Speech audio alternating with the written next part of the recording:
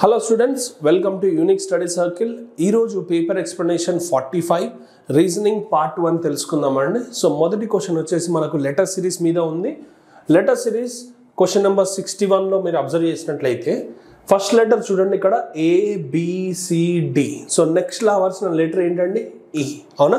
Letter series ఎప్పుడైనా సరే ఆల్టర్నేటివ్గా చూడండి, అది మనకు అక్కడ అనువైన లాజిక్. ఆల్టర్నేటివ్గా చూసినప్పుడు మనకు లేదంటే ప్లేస్ వాల్యూస్ రాయండి. ఇక్కడ ప్లేస్ వాల్యూస్ మనము రాయకపోవడానికి కారణం ఏంటి అని అంటే ఆల్ఫాబెట్స్ అనేటివి సీరియల్గా అండ్ స్మాలెస్ట్ ఆల్ఫాబెట్స్ ఉన్నాయి కాబట్టి, ర్యాండమ్గా లేవు కాబట్టి. నెక్స్ట్ చూడండి, బిసిడిఈ అనేది సెకండ్ ఆల్ఫాబెట్గా వచ్చింది కాబట్టి నెక్స్ట్ రావాల్సింది ఆల్ఫాబెట్ ఏంటంటే F. So option number 3 and option number 2 అనేవి ఎలిమినేట్ అయిపోయాయి. ఆన్సర్ 1 and 4లో ఉంది. సో లాస్ట్ వన్ ఒకసారి అబ్జర్వ్ చేద్దామండి. ZY అనేది మనకు రివర్స్ ఆర్డర్లో ఉన్నాయి, ఆల్ఫాబెటికల్ ఆర్డర్. అవునా? ZYXW తర్వాత రావాల్సిన లెటర్ ఏంటండి? వి. సో ఆన్సర్ వచ్చేసి ఆప్షన్ నెంబర్ 1. ఇప్పుడు నెక్స్ట్ 62nd క్వశ్చన్ ఒకసారి చూసినట్లయితే 9:45గా వెళ్ళినప్పుడు ఆటోమేటికల్గా మనకు ఇన్ఫర్మేషన్ అర్థమైపోయింది, మల్టిప్లికేషన్ అని. అవునా? ఇది ఒక నెంబర్ సిరీస్లో we are suppose to find out the missing number కదండి. అవునా? సో 9:45గా ఎలా అవుతుంది అని అంటే డెఫినెట్గా 9 into 5 45గా వస్తుంది. ఇప్పుడు మనం ఏం చేయాలి అని అంటే 45 అనేది 180గా మారింది. సో డెఫినెట్గా మనం 4 times చూద్దాం ఒకసారి. అవునా? 4 times చూసినట్లయితే 45 into 4 is how much? 180. అవునా? నెక్స్ట్ వన్ చూడండి, ఇప్పుడు 180 ఇంటూ చూడండి 5 4 అని అంటే నెక్స్ట్ తీసుకోవాల్సింది ఏంటండి? 3a. What is 18 3s are? 18 3s are is 54. So 540 అనేది మన ఆన్సర్గా రావాలి. కానీ మన లాజిక్ ఎప్పుడైనా చేసిన లాజిక్ కరెక్టా కాదా అనేది మనం ఒకసారి చూడాలి. అప్పుడు ఏం చేస్తాము అని అంటే ఇక్కడ 540 into 2 చేయాలండి. ఇక్కడ వచ్చే వాల్యూ కనుక సాటిస్ఫై అయితే ఓకేనా, ఇక్కడున్న వాల్యూతోని మనకు వచ్చిన వాల్యూ కనుక టాలీ అయిపోతే మనం అప్లై చేసిన లాజిక్ అనేది రైట్. ఎందుకంటే మిస్సింగ్ నెంబర్ కదా, మిస్సింగ్ నెంబర్ వేరు, నెక్స్ట్ నెంబర్ వేరండి. నెక్స్ట్ నెంబర్లో హ్యాపీగా మనము ఒక్కసారి లాజిక్ ఐడెంటిఫై చేసామనంటే ఈ రెండింటి మధ్యలో అవసరం లేకుండా ఫైనల్గా వెళ్ళిపోవచ్చు. కానీ మిస్సింగ్ నెంబర్లో మీరు అప్లై చేసిన లాజిక్ వ్యాలిడా కాదా అనేది ఇప్పుడు ఇక్కడ వచ్చే ఆన్సర్ని బట్టే తెలిసిపోతుంది. సో 1080 అనేది వచ్చేసింది కాబట్టి ఎస్, ఇది డెఫినెట్గా మన ఆన్సర్ అని చెప్పొచ్చు. ఓకేనా? నెక్స్ట్ క్వశ్చన్ మళ్ళీ ఒక లెటర్ సిరీస్ మీద వచ్చింది. నాకు తెలిసి చాలామంది ఇది మిస్సింగ్ క్యారెక్టర్స్ని ఈజీగా చేస్తూ ఉంటారు. అవునా?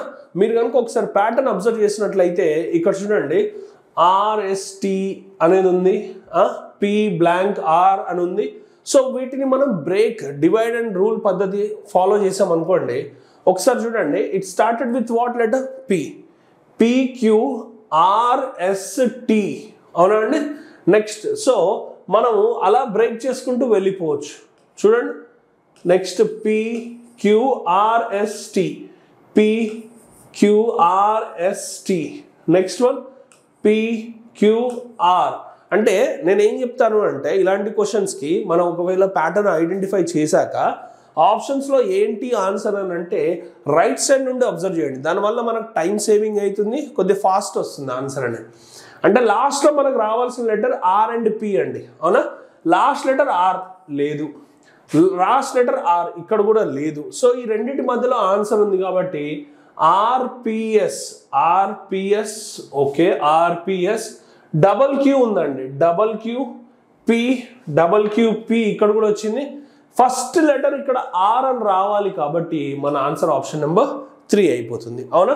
ఇక్కడ ఫస్ట్ లెటర్ వచ్చేసి S అని ఉంది కాబట్టి అది రాంగ్ అయిపోయిందండి. నెక్స్ట్ వన్, సో ఇచ్చిన 4 ఎంపికల్లో సరిపోలిన దాన్ని కనుగొనము. అంటే ఇక్కడ మనకి ఏదైతే లాజిక్ ఐడెంటిఫై చేస్తామో సేమ్ లాజిక్, సేమ్ ప్యాటర్న్తోని మనకు ఇచ్చిన ఆప్షన్లో ఏ ఆన్సర్ వస్తుంది అనేది ఇక్కడ మనం చేయవలసిన బేసిక్ రూల్. సో ఫస్ట్ 1735గా మారింది. ఎలా మారుతుంది? సింపుల్, ఇంటూ 2 + 1గా మారింది. 7 into 34 + 1 is 35 అండి.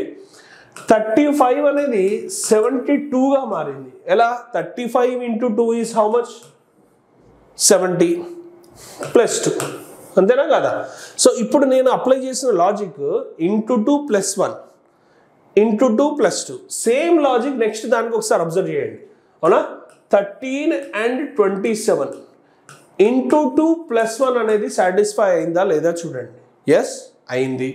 నెక్స్ట్ వన్ వచ్చేసరికి 27 and 56 అండి.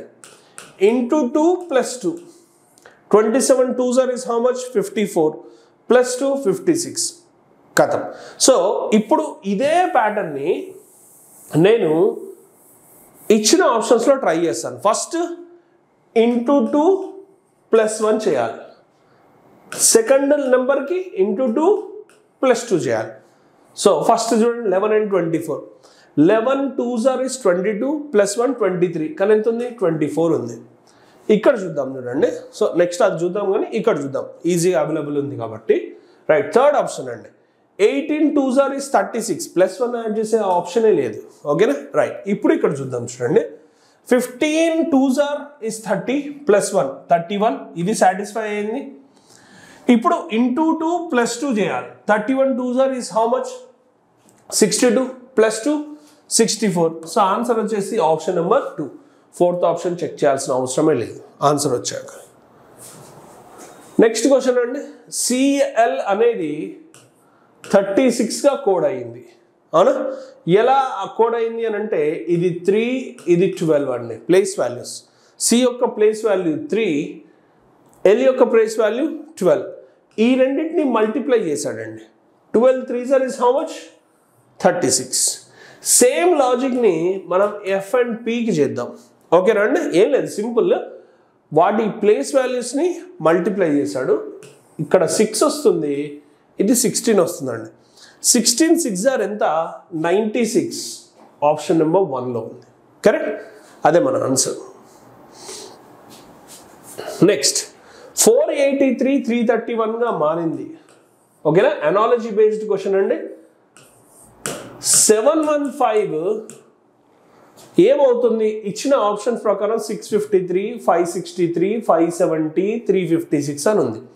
ఓకే, సో నా పాయింట్ ఏంటి అని అంటే, ఫస్ట్ ఆఫ్ ఆల్ ఇక్కడ ఒకసారి డిఫరెన్స్ చెక్ చేయండి. What is the difference here in the analogy? Analogy rule ప్రకారం whatever the logic you are getting here, the same logic should be applied for the given question. అంటే ఇక్కడ మనం ఏ logic అయితే apply చేస్తామో అదే లాజిక్ని మనం ఇక్కడ చూడాలి. ఈజ్ యాజ్ టు అని ఉంది కదండి. ఆల్టర్నేటివ్స్ లేవండి ఇందులో. అనాలజీలో ఇక్కడ నుండి ఇటు చూస్తా, ఇటు నుండి ఇటు చూస్తా, అలాంటి ఆప్షన్స్ అనేటివి ఉండవు. ఎందుకంటే ఈ ఈజ్ యాజ్ టుని మీరు ఒక బార్డర్గా కన్సిడర్ చేసి ఇక్కడి నుండి మనం ఆల్టర్నేటివ్గా చూడొద్దు. Whatever logic is there ఇక్కడ ఈ రెండింటి మధ్యలోనే చేయాలి. సో అవి స్క్వేరు, క్యూబు, ప్రైమ్ నెంబర్లు ఏవి కావు కాబట్టి జస్ట్ సింపుల్ సబ్ట్రాక్షన్ చేయండి. అందుకనే ఇలా అవుతుంది. సో సింపుల్ సబ్ట్రాక్షన్ చేయడం వల్ల ఇది ఎంత అవుతుంది చూడండి. ఇది ఒక 1 5 2 152. సో ఈ 152ని నేను 715 నుండి మైనస్ చేస్తానండి. చూడండి 1 5 2. Simple logic. సో ఇప్పుడు 5 minus 2 ఎంత వస్తుందండి? 3. సో 3 అనేది ఆన్సర్గా కావాలి కాబట్టి ఈ రెండు ఆప్షన్స్ కావు. సో మన ఆన్సర్ ఈ రెండింటి మధ్యలోనే ఉంది. సింపుల్ లాజిక్ చూడండి. ఇది 11 minus 5 6 అని అంటే ఇది answer. As simple as that. ఓకేనండి? నెక్స్ట్ 563 677 557 643 భిన్నంగా ఉన్నదానిని కనుగొనము అన్నాడు. అవునా? సో ఆడ్ మ్యాన్ అవుట్ అని అంటున్నాడు. సో ఏం చేశాడు అని అంటే ఒకసారి అబ్జర్వ్ చేయండి. ఇది మంచి క్వశ్చన్ అండి. ఫస్ట్ డిజిట్ లాజిక్ చేశాడండి. ఓకేనా? తర్వాత మల్టిప్లికేషన్ చూశాడు. అంటే ఇక్కడ డిజిట్లో సమ్ ఆఫ్ ది 2 పర్టికులర్ వాల్యూస్ని చేశాడు. What is 6 + 3? వాట్ ఈస్ 6 + 3 అండి? 9. లాస్ట్ 2 డిజిట్స్ని సమ్ చేసి 5 into 9 ఎంత వచ్చిందండి? 45. యా, నెక్స్ట్ ఇక్కడ చూడండి ఒకసారి 6 into 7 + 7 చేశాడండి. 7 + 7 ఎంత చెప్పండి ఒకసారి? 14. 14 6 ఎంత అవుతుందండి? 84. అంతేనా? రైట్. నెక్స్ట్ వన్ చూడండి ఒకసారి. సేమ్ 557లో 5 ఇంటూ 5 ప్లస్ 7, 5 ప్లస్ 7 ఎంత అండి? 12. సో 12 5s వచ్చేసి మనకు 60 వస్తుంది. నెక్స్ట్ లాస్ట్ ఫోర్త్ ఆప్షన్ చూడండి. 6 ఇంటూ 4 ప్లస్ 3, 4 ప్లస్ 3 ఎంత అండి? 7, 7 6 టైమ్స్ ఎంత అండి? 42. సో మీరు ఒకసారి అబ్జర్వ్ చేస్తే వచ్చిన వాల్యూస్ ఇక్కడ చూడండి 84, 42, 60, కానీ ఇక్కడ మాత్రం వచ్చిన వాల్యూ ఎంత అండి? 45. సో మిగతావన్నీ ఈవెన్ నెంబర్లో ఉన్నాయి, అదొక్కటి మాత్రమే ఆడ్ నెంబర్లో ఉన్నాయి, కాబట్టి అదే మన ఆన్సర్. నెక్స్ట్ క్వశ్చన్ చూడండి ఒకసారి. సేమ్ ఆడ్ మెన్ అవుట్ ఇచ్చాడండి. ఆడ్ మెన్ అవుట్లో రూల్ ప్రకారం ఏమంటాడు అని అంటే, ఇచ్చిన 4 ఆప్షన్స్లో 3 అనేటివి ఒక ప్యాటర్న్ అంటే ఒక కోవకు చెందినవిగా ఉండాలి, ఒకటి మాత్రం ఇచ్చిన లాజిక్కి సంబంధం లేకుండా వెళ్తుంది, కాబట్టి దాన్నే ఆడ్ మెన్ అవుట్ అని అంటారు. ఇప్పుడు చూడండి, దీని యొక్క ప్లేస్ వాల్యూస్ రాయండి. మనకు ఎప్పుడైనా డౌట్ వచ్చినప్పుడు జస్ట్ ప్లేస్ వాల్యూస్ రాయండి. ఇది 1 అనుకోవచ్చు లేదా 27 అనుకోవచ్చు అండి. రైట్. నెక్స్ట్ అక్కడ థర్డ్ ఆప్షన్ కూడా చూడండి. So 10, 14, 17, 21 and 24. కరెక్ట్. సో మీరు ఒకసారి ప్యాటర్న్ అబ్జర్వ్ చేస్తే ఇక్కడ ఎంత అవుతుందండి? 4, 3, 4, 3. సేమ్ లాజిక్ ఇక్కడ కూడా కనబడుతుంది చూడండి. 4, 3, 4, 3. రైట్. అంటే 4, 3, 4, 3 తో ప్యాటర్న్తో వెళ్తుంది. ఇక్కడ చూడండి సెకండ్ ఆప్షన్ SWZDG. సో 19, 23, 26. దీన్ని మనం 30 అండ్ దిస్ వన్ ఈస్ 33గా అనుకుందాం. సో ఇక్కడ కూడా 4, 3, 4, 3గా వచ్చింది. సో మన ఆన్సర్ వచ్చేసి ఆప్షన్ నెంబర్ 4th అయి ఉండాలి. ఎందుకంటే చూడండి PTXBF అని ఉంది కదా. సో ఇది 16, 20, 24, 2 or 28, or this one is how much? 6 or 32. అంతేగా. సో ఇప్పుడు పాయింట్ సింపుల్ లాజిక్ తెలిసిపోయింది. ఇక్కడ 4 వచ్చేసింది, ఇక్కడ కూడా 4 వస్తుంది, ఇక్కడ కూడా 4 వస్తుంది. సో లాజిక్ అనేది సెట్ అవుతుందా? సెట్ అవ్వట్లేదు, కాబట్టి option number 4 is our answer. Next మనకు ఒక word based odd men out ఉందండి. కార్పెంటర్ అనేది ఒక ప్రొఫెషన్, ఆర్కిటెక్ట్ అనేది కూడా ఒక ప్రొఫెషన్, జర్నలిస్ట్ అనేది కూడా ఒక ప్రొఫెషన్, జాబ్ అనేది మాత్రమే డిఫరెంట్గా ఉంది. ఇవన్నీ వృత్తుల యొక్క పేర్లు, ఇది మాత్రం ఉద్యోగం అని చెప్పాడు. సో అది ఎటువంటి వృత్తి కాదు, కాబట్టి అదే మన ఆన్సర్. నెక్స్ట్ వన్ అండి, సిల్లాక్స్ మీద క్వశ్చన్ ఉంది చూడండి. సిల్లాయిజంలో మనకి ఏం చెప్తున్నాడు? Some potatoes are onions. First statement చూడండి, some onions are tomatoes. Okay, some potatoes are onions. Next some onions are tomatoes. So statement అనేది పాజిటివ్లో ఉంది, జాగ్రత్తగా వినండి. స్టేట్మెంట్ మన బేసిక్ డయాగ్రామ్ అనేది పాజిటివ్గా ఉంది. ఇప్పుడు ఇక్కడ ఒకసారి అబ్జర్వ్ చేస్తే 2 కంక్లూజన్స్ ఉన్నాయండి. ఫస్ట్ పాజిటివ్ చేద్దాం, ఎందుకంటే పాజిటివ్ రైట్ అయితే రైట్, రాంగ్ అయితే రాంగ్, దానికి ఎటువంటి కాంప్లిమెంటరీ పేరు లేదు. సమ్ టొమాటోస్ ఆర్ పొటాటోస్ అన్నాడు. టొమాటోస్కి పొటాటోస్కి ఎటువంటి కలయిక లేవు, కొంతమేర ఉంది అనేది ఎగ్జామినర్ ఉద్దేశం. ఉందా? లేదు, డైరెక్ట్గా రాంగ్ అని చెప్పేస్తాం. సెకండ్ వన్ కనుక మీరు అబ్జర్వ్ చేస్తే no tomato is a potato అన్నాడు. మళ్ళీ దాని గురించి అన్నాడు, కానీ నో అని అంటున్నాడు. టొమాటోకి పొటాటోకి ఎటువంటి కలయిక లేదు, నిజమే. కానీ కాంప్లిమెంటరీ కనుక మీరు తీసినట్లయితే నో అనే దానికి కాంప్లిమెంటరీ ఏమని వస్తుందండి? సమ్. ఏది కాదు అనే దాన్ని కాంప్లిమెంటరీ ఏమని రాయాలండి మనం? కొన్ని అని రాయాలి. అంటే కొన్ని టమాటోలు పొటాటో, అవునా? Some tomatoes are potatoes. Already అదే విషయాన్ని నువ్వు ఫస్ట్ వన్లో రాంగ్ అని చెప్పేశావు. ఇప్పుడు అదే విషయం గురించి నువ్వు కనిపెట్టడానికి బయలుదేరావు. చూడండి, ఈ టొమాటోస్ అనేటి పొటాటోస్తో కలవడానికి ఈ విధంగా ఫామ్ అవుతుంది. చెప్పండి, ఇలా గీసుకోవడానికి మనకు రూల్ యాక్సెప్ట్ అవుతుందా అవ్వట్లేదా అని అంటే సింపుల్. మనం ఎటువంటి ఉల్లంఘన జరగలేదు కాబట్టి, స్టేట్మెంట్లో ఎటువంటి మిస్టేక్ లేదు కాబట్టి ఇది డెఫినెట్గా ఆల్టర్నేటివ్ డయాగ్రామ్ అనేది ట్రూ అవుతుంది. సో ఇక్కడికి వచ్చేసరికి ఏమైపోయింది? ఫాల్స్. కానీ ఆన్సర్ నైదర్ 1 nor 2 కాదండి. ఓకేనా, మనకు నైదర్ 1 nor 2 అనేది ఆప్షనే లేదు ఇక్కడ. సో మీకు కనీసం పెన్ ఆగుతుంది, అయ్యో మనకు నైదర్ 1 nor 2 లేదు కదా, కొద్దిగా ఆలోచిస్తామని. పొరపాటున నైదర్ 1 nor 2 అని ఉంటే హ్యాపీగా అది పెట్టేసుకొని వెళ్ళిపోతారు. అది కాదు. ఎందుకంటే ఈ రెండు కనుక మీరు గమనించినట్లయితే చూడండి, ఇక్కడ సబ్జెక్ట్ టొమాటో సేమ్ ఉంది, అవునా, ఇక్కడ పొటాటో కూడా సేమ్ ఉంది. సో ఈ రెండు complementary pairs, no and some are what complementary pairs కదండి.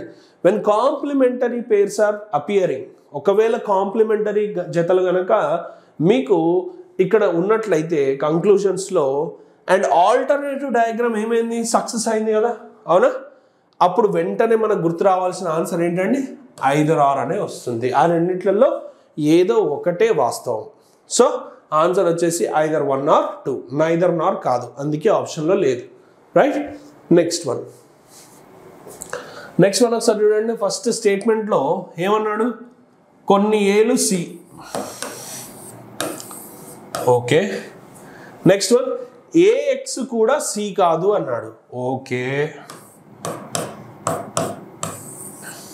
సో ఒక పాయింట్ గుర్తుపెట్టుకోండి, ఎక్స్ అనే వ్యక్తి ఎవరిని కలవద్దు, కేవలం సిని మాత్రమే కలవడానికి వీలు లేదు.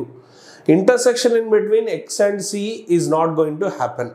నో రిలేషన్ వీళ్ళిద్దరి మధ్యలో ఉంది. అంటే మనం అర్థం చేసుకోవాల్సింది ఏంటి, ఏతో ఇంటర్సెక్ట్ అయ్యేందుకు అవకాశం ఉంది.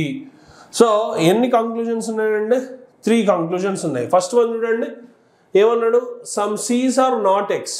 సికి ఎక్స్కి ఎటువంటి కలయిక లేదు, నిజమే. సో సింపుల్ లాజిక్ అండి, సమ్ నాట్ అని వచ్చిన వెంటనే దీని కాంప్లిమెంటరీ, ఎందుకు కాంప్లిమెంటరీ తీసాను, నేను నెగిటివ్ ట్రూ అయితే ఇమీడియట్గా కాంప్లిమెంటరీ పేరు ఏంటండి, సమ్ నాట్కి ఏమొస్తుంది చెప్పండి, ఆల్ అని రావాలి. ఆల్ సీస్ ఆర్ ఎక్స్ అంటే తెలుగులో అన్నీ అని వస్తాయి, అవునా. ఇక్కడ చూడండి, కొన్ని సీలు ఎక్స్ కాదు అని అంటే అవును, కొంతమేర కూడా కలయిక లేదు, నిజమే. అప్పుడు మనం దాన్ని అన్ని సీల పైన ఎక్స్ అని రాద్దాం.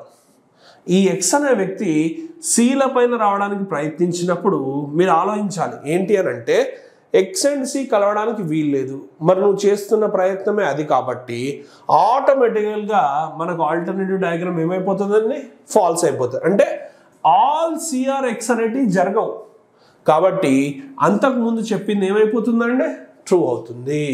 ఎస్, కొన్ని సీలు ఎక్స్ కాదు అన్నాడు, అవును.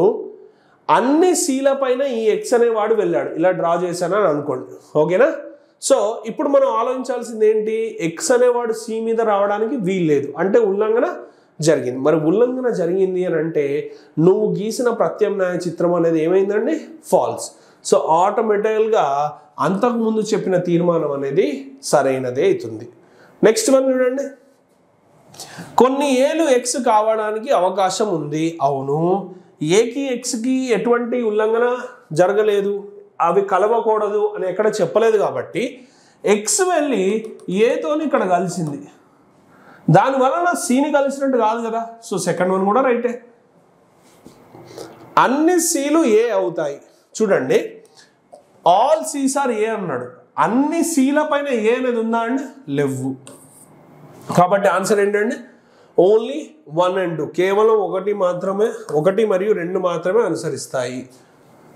First option right. Next question ఒకసారి అబ్జర్వ్ చేయండి. ఇక్కడ బ్లడ్ రిలేషన్ బేస్డ్ క్వశ్చన్ ఉందండి. Pointing to A photograph of A lady Sukanya said, అంటే ఇక్కడ స్పీకర్ ఎవరండి, సుకన్య అండి.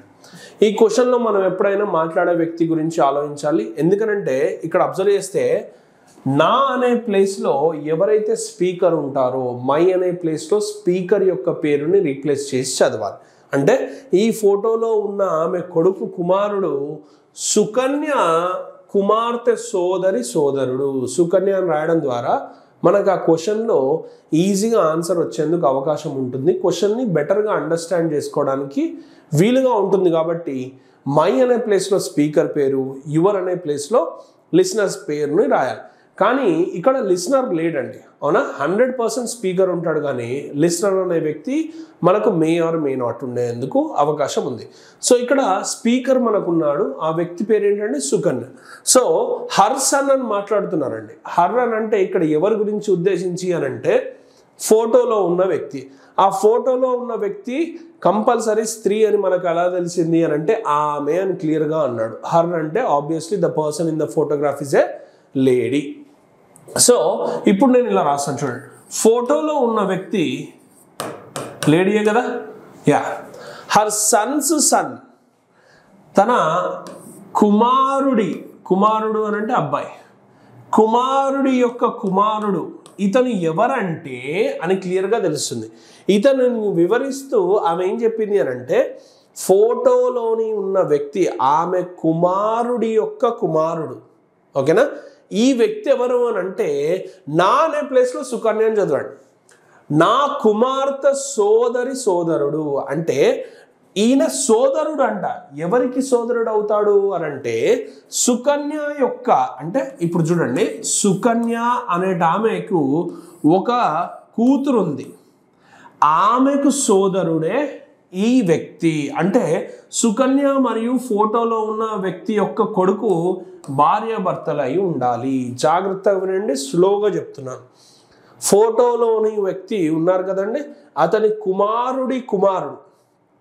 ఇతను ఎవరికి సోదరుడు? This fellow is the brother of my daughter. క్లియర్గా చెప్పాడు చూడండి, my daughters sister. My daughters sister అన్నా మై డాటర్ అన్నా కూడా ఒకటేనండి, ఇబ్బంది పడకండి. అంటే ఈమెకు ముగ్గురు సంతానం అంతే, అంత మించలేదు. నా కూతురి సోదరి యొక్క సోదరుడు అన్నా నా కూతురికి సోదరుడు అన్నా రెండు ఒకటే. జాగ్రత్తగా వినండి, ఓకేనా. అంటే ఆమెకు ముగ్గురు సంతానం ఉన్నారు, అందులో 2 అమ్మాయిలు 1 అబ్బాయి. వీడు ఎవరికి సోదరుడు అని అంటే సుకన్య యొక్క కూతురికి, లేదా సుకన్య కూతురి యొక్క సోదరి యొక్క సోదరుడు. అన్నీ అక్కడికి వస్తాయి కాబట్టి ఇలా చూసుకోండి. ఇప్పుడు క్వశ్చన్ ఏమన్నాడు? ఇప్పుడు ఆమె సుకన్యకు ఎలా సంబంధం ఉన్నది? ఆమె అంటే ఎవరండి? ఈ ఫోటోలోని వ్యక్తి. So how is the lady related to Sukanya? English వాళ్ళు మీరు రైట్ సైడ్ నుండి అర్థం చేసుకోవాలి. సుకన్య పాయింట్ ఆఫ్ వ్యూ నుండి ఆలోచించి ఈ ఫోటోలో ఉన్న వ్యక్తిని ఏమని పిలవాలి అని అంటే డెఫినెట్గా అత్త, అంటే మదర్ ఇన్ లా, అత్తగారు. ఓకేనా అండి. నెక్స్ట్ క్వశ్చన్ చూడండి. యా, నెక్స్ట్ క్వశ్చన్ ఒకసారి మీరు అబ్జర్వ్ చేసినట్లయితే ఇది ఒక కోడెడ్ రిలేషన్ ఉంది కదా. ఇక్కడ రిలేషన్లో మనం లెఫ్ట్ సైడ్ అన్ని ఏ ఉన్నాయి, రైట్ సైడ్ అన్ని బి ఉన్నాయి. అంటే లెఫ్ట్ సైడ్ ఉన్న వ్యక్తి యొక్క జెండర్ ఐడెంటిఫికేషన్ మనకు తెలుస్తుంది, అమ్మాయా అబ్బాయా అని. ఈ ఒక్క విషయంలో మాత్రమే 2 విషయాల గురించి తెలుస్తుంది. ఎందుకంటే ఏ అనే వ్యక్తి భార్య అయితే ఆబ్వియస్లీ బి అనే వ్యక్తి భర్త అవుతాడు. ఇచ్చిన క్వశ్చన్ ఒకసారి అబ్జర్వ్ చేద్దాం. పి డివైడెడ్ అని అన్నాడు. డివైడెడ్ అంటే ఏముంది చూడండి, P is the brother of M అని అర్థం. అక్కడ అలా తీసుకోవాలి. అంటే పి అనే వ్యక్తి బ్రదర్ అవుతున్నాడు, సోదరుడు అవుతున్నాడు. ఎవరికి సోదరుడు అయ్యాడండి? ఎంకి. కానీ మనకి ఇంకా ఎం గురించి తెలియదు. ఎం ఇంటూ ఆర్ అన్నాడండి. ఇంటూ అని అంటే సిస్టర్ అనే రిలేషన్ ఉంది. మీకు ఒక పాయింట్ క్లియర్గా ఉండాలి. ఏంటి అని అంటే ఈ ఎంఆర్ మధ్యలో సిస్టర్ అనే వ్యక్తి ఎవరయ్యారు? ఎం అవుతున్నారు. అంటే ఎం యొక్క జెండర్ ఫీమేల్. ఎవరికి సిస్టర్ అవుతుందండి? ఆర్కి. నాకు ఇంకా ఆర్ గురించి ఎటువంటి అవగాహన లేదు. Are minus Z. మైనస్ అంటే ఏముంది ఇక్కడ చూడండి, డాటర్. అంటే పాయింట్ ఏంటి అని అంటే ఆర్ అనే వ్యక్తి కూతురు అవుతుంది. కూతురు అంటే మళ్ళీ డెఫినెట్గా అమ్మాయే. ఎవరికి కూతురు అయిందండి? జెడ్కి కూతురు అయింది. చూడండి, ఆర్ అనే వ్యక్తి కూతురు అయింది అని అంటే ఎం అండ్ పి కూడా పిల్లలే అవుతారు కదా. ఎవరికి? జెడ్కి. కానీ జెడ్ మేలా ఫీమేలా మనకి ఇంకా తెలీదు. జెడ్ ప్లస్ క్యూ అండి. ప్లస్ అంటే ఏముంది? జెడ్ అనే వ్యక్తి భార్య అవుతుంది. ఎవరికి భార్య అయింది అని అంటే క్యూకి. సో క్యూ అనే వ్యక్తి డెఫినెట్గా మేలేనండి, ఇన్ఫర్మేషన్ లేకపోయినా. ఎందుకంటే భార్య భర్తలు కదా, ఈమె భార్య అయినప్పుడు ఆటోమేటిక్గా ఈ వ్యక్తి భర్త అవుతాడు. ఇప్పుడు క్వశ్చన్ ఏమన్నాడు? Then how is P related to Q? English వాళ్ళు కంపల్సరీ క్యూ నుండి అర్థం చేసుకోండి, అవునా? అప్పుడు పి క్యూకి ఎలా సంబంధం అంటే క్యూ నుండి ఆలోచించండి. క్యూ అనే వ్యక్తి పిని కొడుకు అని పిలవాలి, అవునా? Obviously. So answer is option number 4. Next question ఒకసారి అబ్జర్వ్ చేయండి. ఇక్కడ ఒక రో అరేంజ్ బేస్డ్ క్వశ్చన్ ఉందండి. ఏం చెప్తున్నాడు? ఇన్ ఎగ్జామినేషన్ హాల్ 7 స్టూడెంట్స్ ఉన్నారండి. Okay, ACJKNP and S. Okay, వాళ్ళ పేర్ల బదులు ఫస్ట్ లెటర్ చూడండి. వాళ్ళు ఒక వరుస క్రమంలో కూర్చున్నారు. ఏ విధంగా అని అంటే నార్త్ అంటే ఉత్తర దిక్కుకు చూస్తున్నారు. ఎంతమంది ఉత్తర దిక్కు అన్నప్పుడు మన లెఫ్ట్ రైట్ ఈజీగా తీసుకోవచ్చు. 1 2 3 4 5 6 7 మెంబర్స్ ఉన్నారండి. ఇన్ఫర్మేషన్ ఒకసారి మనము పక్కడబందీగా రాద్దాము క్లారిటీగా. Chandan sits third to the right of Sweetie అన్నాడు. సో చందన్ అనే వ్యక్తి స్వీటీ నుండి గమనిస్తే థర్డ్ రైట్లో కూర్చోవాలి. అవునా? అబ్జర్వ్ చేయండి. Chandan sits third to the right of Sweety. స్వీటీకి మూడవ కుడిలో చందన్ ఉన్నాడు. Ayan and Pinky are immediate neighbours of Chandan. So Chandan పక్కన ఎవరు ఉండాలి? అయాన్ మరియు పింకీ. వీళ్ళిద్దరూ ఇమీడియట్ నేబర్స్ అయి ఉండాలి, అంటే వెంటనే కూర్చోవాలి చందన్కి. రైట్. నెక్స్ట్ వన్ ఏముందండి? More than 2 persons sit between Pinky and Sweety.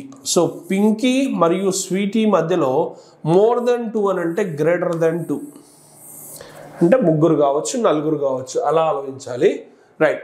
Jatin is the neighbour of నైనా. సో జతిన్ మరియు నైనా అనే వాళ్ళు నేబర్స్గా ఉన్నారు, అంటే వెంటనే కూర్చున్నారు, పక్కనే కూర్చున్నారు. Jatin sits to the right of Ayan. ఓకేనా? ఇక్కడ చూడండి, జతిన్ అనే వ్యక్తి అయాన్కి రైట్ సైడ్లో కూర్చున్నాడు. ఓకేనా? Right. Jatin sits to the right of Ayan. Next, what is the position of Naina with respect to Kanika? Kanika నుండి అబ్జర్వ్ చేసినప్పుడు నైనా ఎలా ఉంది అనేది పాయింట్. ఫస్ట్ ఆఫ్ ఆల్ ఇది సొల్యూషన్ ఒకసారి అబ్జర్వ్ చేద్దామండి. రైట్. సో మన పాయింట్ ఏంటి అని అంటే స్వీటీకి మూడవ కొడిలో ఎవరు ఉండాలి?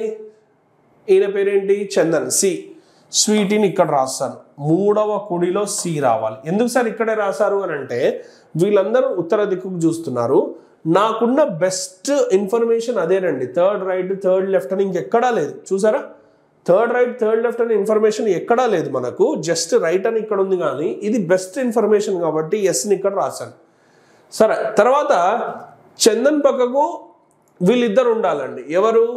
ఏ and as well as Pinky, అంటే అయాన్ మరియు పింకీ అనే వ్యక్తులు ఉండాలి. ఇప్పుడు మీరు ఒకసారి అబ్జర్వ్ చేసినట్లయితే నేను ఇక్కడ అయాన్ రాశాను అనుకోండి, ఇక్కడ లాస్ట్లో చెప్పాడు అయాన్కి రైట్లో జతిన్ ఉండాలి అని చెప్పాడు. కాబట్టి నేను ఏని ఇక్కడ రాస్తాను, జతిన్ ఇక్కడ రాస్తాను. జాగ్రత్త. అవునా? ఎందుకంటే నాకు అయాన్కి రైట్ సైడ్లో జతిన్ ఉండాలి అని చెప్పాడు. అండ్ మోర్ ఓవర్ చందన్ పక్కకు వీళ్ళిద్దరు ఉండాలి. ఎవరు? ఏ and as well as P. So P ఇక్కడ వచ్చేసారండి. యా. నెక్స్ట్ వన్ ఎవరున్నారు చూడండి. పి మరియు ఎస్ మధ్యలో కనీసం ఇద్దరు వ్యక్తులు ఉండాలి అని అన్నాడు. కనీసం ఇద్దరు వ్యక్తులు ఉన్నాడు కాబట్టి ఇప్పుడు చూడండి క్లారిటీగా అర్థమైపోతుంది. మనము ఈ ప్లేసెస్ని ఇంటర్చేంజ్ చేస్తాము. మనం ఇంతకుముందు అనుకోవచ్చు, సార్ మీరు ఏకి రైట్ సైడ్లో జే ఉండాలి అన్నారు కాబట్టి మేము ఇక్కడ రాసాం. కానీ ఒక లాజిక్ మనం ఎప్పుడు క్లాస్లో కూడా ఒకటే విషయం చెప్తాం. ఇమీడియట్ అని చెప్పాడా? చెప్పలేదు. వెంటనే అని ఎక్కడా చెప్పలేదు. కాబట్టి ఇది కూడా వస్తుందని గుర్తుపెట్టుకోవడానికే ఈ లాజిక్ అండి. జాగ్రత్తగా వినండి. ఇక్కడ నేను ఏని ఫస్ట్లో ఇక్కడ రాశాను, ఎందుకంటే రైట్ సైడ్లో జే ఉండాలి. ఇమీడియట్ కూడా వస్తాడు, ఇమీడియటే వస్తాడు అని అనుకోవద్దు. ఇక్కడ నుండి చూసినా కూడా రైటే కదండి. ఏకి రైట్ సైడ్లో జే ఉండాలి. సార్ ఎందుకు ఏని ఇక్కడ తీసుకొచ్చారు అని అంటే మరి ఈ కండిషన్ చూడండి. పి మరియు ఎస్ మధ్యలో ఇద్దరికన్నా ఎక్కువ మంది ఉండాలండి. నేను ఒకవేళ పిని ఇక్కడ రాస్తే ఎస్తో పోలిస్తే ఒకటే వ్యక్తి ఉన్నారు కాబట్టి నేను ఇంటర్చేంజ్ చేశాను. సి పక్కన ఏ మరియు పి ఉండాలి, ఉన్నారు. ఎస్ మరియు పి మధ్యలో ఇద్దరికన్నా ఎక్కువ మంది ఉండాలి, ఉన్నారు. ఏకి రైట్ సైడ్లో జే ఉండాలి. రైట్ సైడ్ అన్నాడు కానీ ఇమీడియట్ అనలేదు కదా. చాలామంది ఇమీడియట్ రాసి అయ్యో రావట్లేదు అని అనుకుంటారు, అందుకే ఇచ్చేసాను. నెక్స్ట్ వన్ చూడండి ఏమన్నాడు ఇక్కడ. నెక్స్ట్ జతిన్ మరియు జే అండ్ ఎన్ పక్కకే ఉండాలి. సో ఎన్ వచ్చేసిందండి జే పక్కకు. సో ఏ సి అందరు వచ్చేసారా, జే వచ్చేసారు, కే రావాలి. సో కే అనే వ్యక్తి ఇక్కడ వచ్చారు. ఇప్పుడు క్వశ్చన్ కూడా అదేనండి. What is the position of Naina with respect to Kanika? Kanika నుండి మీరు అబ్జర్వ్ చేస్తే 1 2 3 4 5 ఐదవ కుడిలో ఉండాలి. అవునా? కుడి వైపు నుండి 5వ స్థానం. అదే మన ఆన్సర్, రైట్. నెక్స్ట్ క్వశ్చన్ అండి. 6 ladies, okay, Preeti, Aarti, Kirti, Poonam and Suman are seated around circular table facing the centre. ఎంతమంది అండి? 6 members. సో 6 members అని అంటే వాళ్ళందరూ డెఫినెట్గా సెంటర్ చూస్తున్నారు అని మనకు లాజిక్ చెప్పాడు కాబట్టి మన లెఫ్ట్ రైట్ అనేది ఇబ్బంది కాకుండా నేను అక్కడ నుండి స్టార్ట్ చేస్తాను. ఓకేనా అండి? Right. Preeti is sitting opposite Poonam. Just information ఒకసారి రాద్దాం చూడండి. ప్రీతి అనే వ్యక్తి ఎవరికి ఆపోజిట్లో ఉంది అండి? పూనంకి ఆపోజిట్లో ఉంది. Poonam is sitting exactly between Keerthi and Anu. So Poonam అనేటామె ఎవరిద్దరి మధ్యలో ఉంది? కీర్తికి మరియు అనుకి. కానీ ఈమె ఎడమ వైపు, ఈమె కుడివైపు అనేది నాకు లాజిక్ ఇంకా తెలియదు. Right. Next one, Aarti sits immediate right of Anu. So Aarti అనే వ్యక్తి ఎలా కూర్చోవాలి అని అంట? అనుకి కుడివైపులో, అది కూడా వెంటనే అని చెప్పాడు. అవునా? Right. Who sits immediate right of Preeti. First ఇది రాసేద్దాం చూడండి. నేను అను ఇక్కడ రాశానండి. అవునా? అనుకి కుడివైపు వెంటనే కూర్చోవాల్సిన వ్యక్తి పేరు ఏంటి?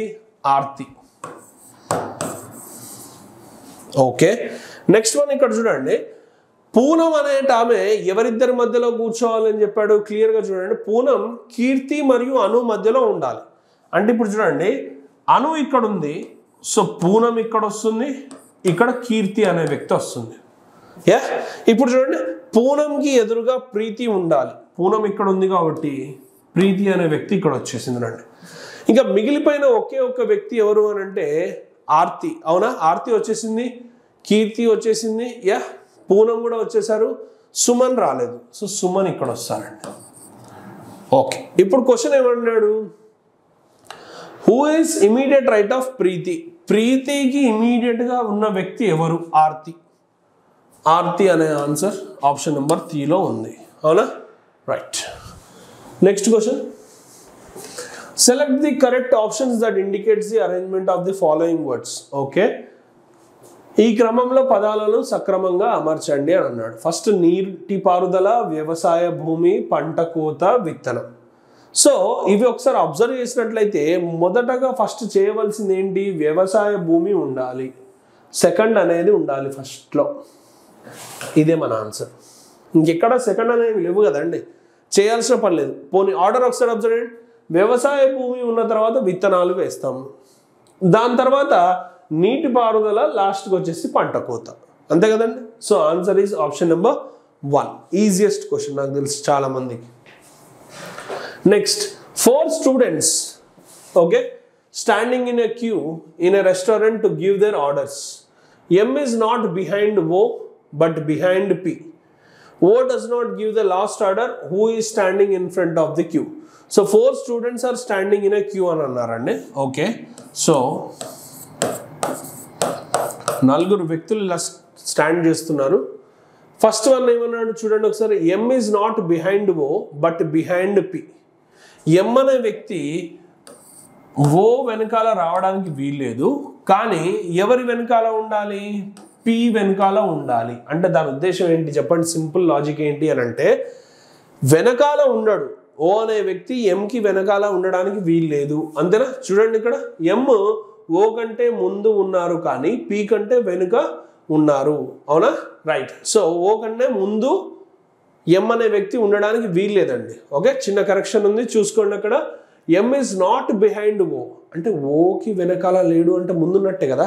సింపుల్ లాజిక్, ఇంత బ్లడ్ పెట్టాల్సిన అవసరం లేదు.